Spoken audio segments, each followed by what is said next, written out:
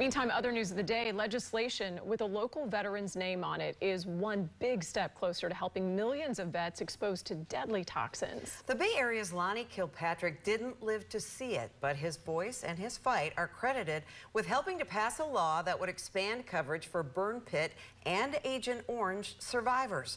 8 on Your Side investigator Walt Buteau joins us now. And guys, Lonnie Kilpatrick stepped into this legislative fray long after he served during the Vietnam War. And now Agent Orange and burn pit coverage is finally expected to expand, but the fight's not over. All over my body. How'd I help do that? Lonnie Kilpatrick is one of the tragedies behind this decades-old fight. During this interview with Steve Andrews, he was still stunned VA doctors missed the cancer that eventually killed him. The guy told me I was cancer-free. The Lonnie Kilpatrick Central Pacific Relief Act is now part of the PACT Act that was passed by the Senate, with House passage expected this week. Kilpatrick's final wish was, as in make his death count. He was one of the keys to getting the law passed, according to John Wells, who has lobbied for expanded toxic exposure coverage for years. It was because of him that we were able to get the success that we're having right now with the PACT Act. Under the PACT Act, post 9/11 combat veterans exposure would be covered. 23 burn pit conditions would be added to coverage, and there would be 6 new Agent Orange exposure areas. Kilpatrick served in Guam, which was one of the new areas added to Agent Orange exposure.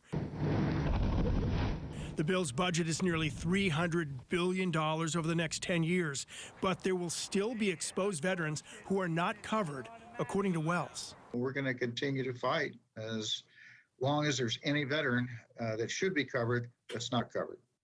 A House vote is expected as early as Wednesday, and President Biden is expected to sign the bill into law. That expanded coverage is expected to be available for veterans by the fall.